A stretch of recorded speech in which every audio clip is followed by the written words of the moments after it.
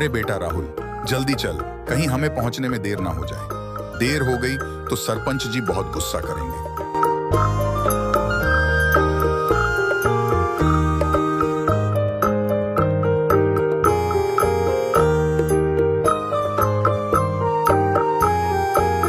क्यों रे भीमा, तूने बताया नहीं था रामू को पंचायत में आने के लिए? भीमा घबराकर बोला।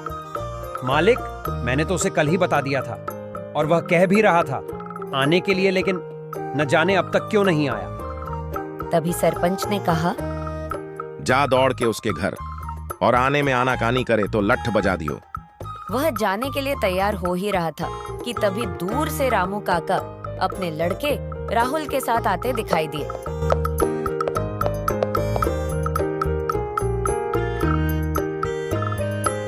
आते ही सरपंच ने पूछा, क्यों रे रामू, कल भीमा ने तुझे बताया नहीं था कि चौपाल पर आना है, फिर क्यों नहीं आया? रामू काका हाथ जोड़कर खड़े रहे। सरपंच जी, माफ कर दीजिए, सुबह खेत में काम के लिए गया था, वहां एक बाड़ टूटी हुई थी, उसे सही करने में समय का पता नहीं चला। आगे से ऐसी गलती दोबारा नहीं होगी। यह सुनकर एक पंच ने कहा, चलो सरपंच जी, पंचायत की कार्यवाही आगे बढ़ाते हैं, वैसे भी काफी देर हो चुकी है। रामू काका सर झुकाए खड़े थे। फिर सरपंच ने आगे कहना शुरू किया, सुन रामू, तेरे लड़के राहुल ने कल स्कूल में राजपाल के लड़के से लड़ाई की। उसके बाद राजपाल के खेत में इसने अपनी बकरियां छोड़ दी। इसकी सारी फसल खराब हो गई कि पूछो मत। बेचारे रामू काका चुपचाप सर झुकाए खड़े रहे। लेकिन तभी राहुल ने जवाब दिया, सरपंच जी, झगड़ा इनके लड़के ने शुरू किया था। इनके लड़के ने मुझसे कहा कि तू गरीब भिखारी स्कूल में क्या कर रहा है, जाकर बकरी चरा। तभी वहाँ पर राजपाल भी आ जाता है। सरपंच ने राजपाल से कहा, क्यों रे राजपाल, तेरा लड़का कहाँ है? बुलाइयो जरा, उसे भी पूछते हैं। सरपंच जी, मेरे लड़के को इसने इतना मारा है कि वह तो उठ भी नहीं पा रहा है। सरपंच ने गुस्से में आकर कहा, क्यों रे राहुल, इतनी सी बात पर तूने इतना मारा कि वह खड़ा भी नहीं हो पा रहा है?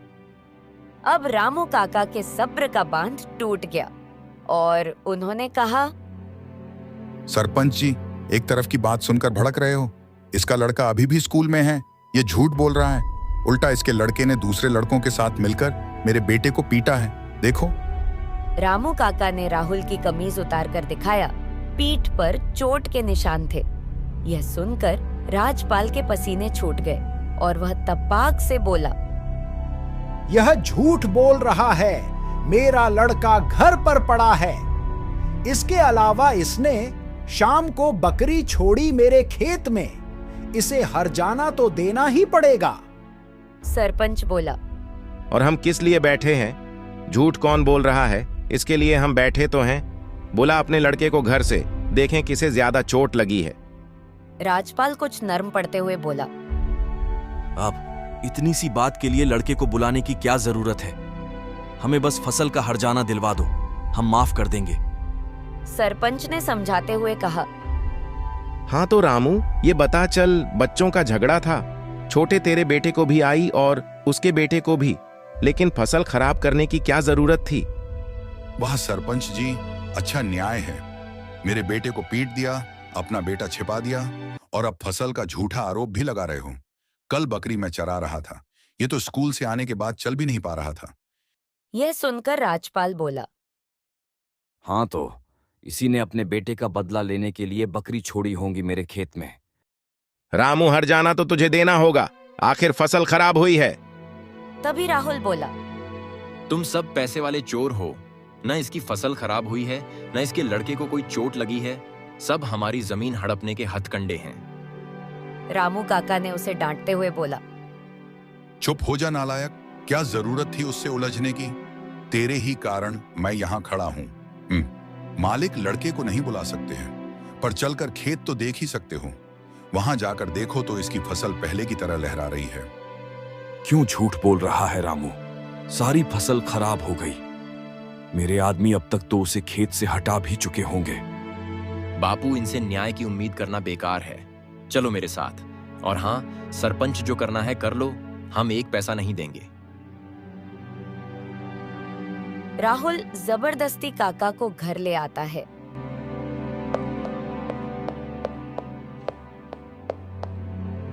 राहुल अपनी माँ कमला और पिता रामू काका के साथ गांव छोड़ देता है।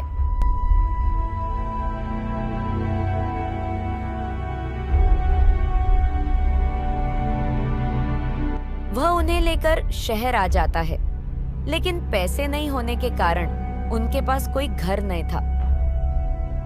बेटा, हम यहाँ क्या करेंगे? हम तो यहाँ के बारे में कुछ जानते भी नहीं हैं। खेती के अलावा हमें कुछ नहीं आता। चिंता मत करो बापू, मैं और तुम मिलकर यहाँ बहुत पैसा कमाएंगे। वे तीनों सड़क के किनारे सो जाते हैं। कुछ दिनों में राहुल को गाड़ी साफ करने का काम मिल जाता है।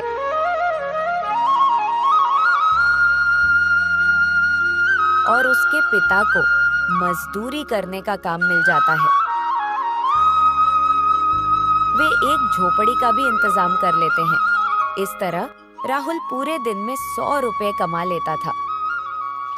एक दिन राहुल गाड़ी साफ करके शाम को घर वापस जा रहा था।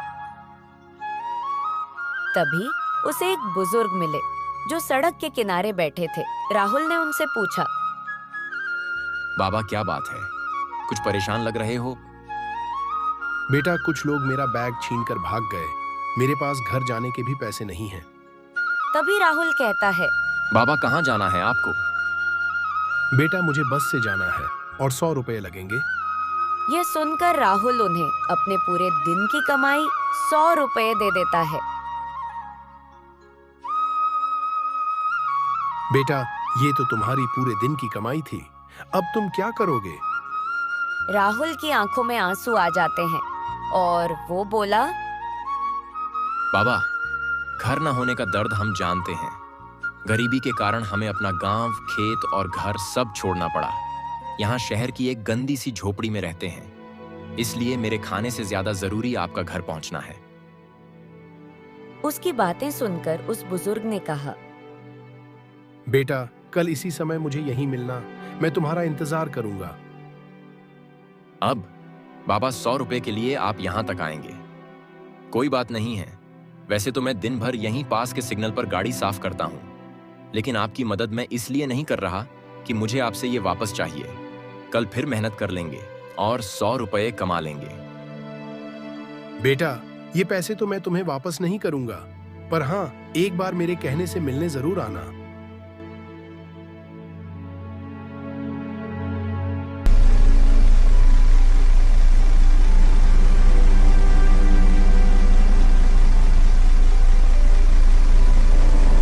अगले दिन शाम को राहुल उसी रास्ते से गुजरा। तभी उसे कल की बात याद आ गई। बेटा, कल इसी समय मुझे यहीं मिलना। मैं तुम्हारा इंतजार करूंगा। वह कुछ देर वहां रुका, पर उसे लगा वो तो सब भूल गए होंगे। तभी वहां एक कार आकर रुकी।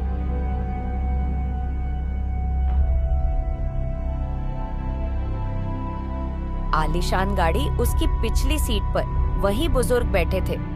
बेटा, मैं तुमसे मिलने आ गया। आ जाओ, गाड़ी में बैठ जाओ। राहुल गाड़ी में बैठ जाता है और पूछता है, बाबा, कल तो आप 100 रुपए मांग रहे थे, आज आप गाड़ी में कैसे? बेटा, कल भी गाड़ी से आया था, लेकिन यहाँ भीड़ बहुत रहती है, इसलिए मैंने गाड़ी से उतरकर उसे वापस भेज दिया। तभी किसी चोर ने मुझे गाड़ी से उतरते देख लिया और उसने मेरा बैग छीन लिया। मेरे सारे पैसे उसी बैग में थे।